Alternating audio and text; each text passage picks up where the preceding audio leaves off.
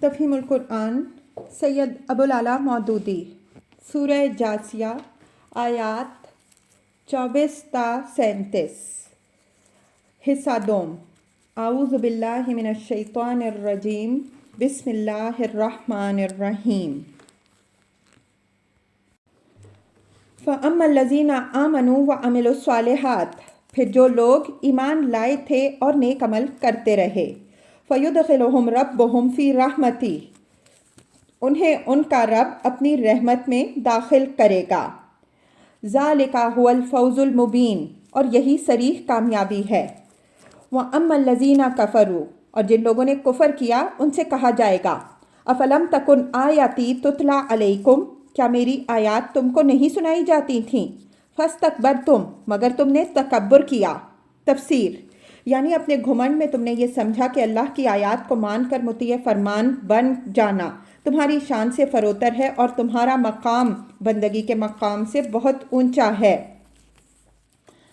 وَكُنْتُمْ قَوْمًا مُجْرِمِينَ اور تم مجرم بن کر رہے وَإِذَا قِيلَ إِنَّ وَعْدَ اللَّهِ حَقٌّ اور جب کہا جاتا تھا کہ اللہ کا وعدہ برحق ہے وَالسَّاعَةُ لَا رَيْبَ فِيهَا اور قیامت کے آنے میں کوئی شک نہیں قُلْتُمْ مَا نَدْرِي مَا السَّاعَةُ تو تم کہتے تھے کہ ہم نہیں جانتے کہ قیامت کیا ہوتی ہے إِن نَظُنُّ إِلَّا الظَّنَّ وَمَا نَحْنُ بِمُسْتَيْقِنِينَ ہم تو بس ایک سا گمان سا رکھتے ہیں یقین ہم کو نہیں ہے تفسیر اس سے پہلے آیت 24 میں جن لوگوں کا ذکر گزر چکا ہے وہ آخرت کا قطعی اور کھلا انکار کرنے والے تھے اور یہاں ان لوگوں کا ذکر کیا جا رہا ہے جو اس کا یقین نہیں رکھتے اگرچہ گمان کی حد تک اس کے امکان کے سے منکر نہیں ہیں بظاہر ان دونوں گروہوں میں اس لحاظ سے بڑا فرق ہے کہ ایک بالکل منکر ہے اور دوسرا اس کے ممکن ہونے کا گمان رکھتا ہے لیکن نتیجے اور انجام کے لحاظ سے ان دونوں میں کوئی فرق نہیں ہے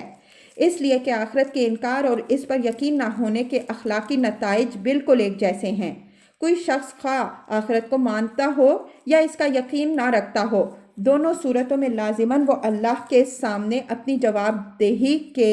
احساس سے خالی ہوگا اور یہ عدم احساس اس کو لازماً فکر و عمل کی گمراہیوں میں مبتلا کر کے رہے گا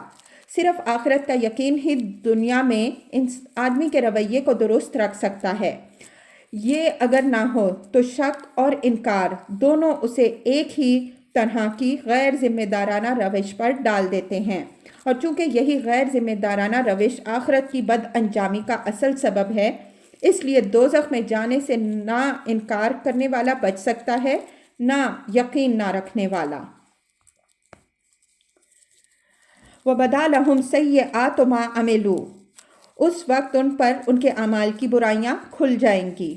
تفسیر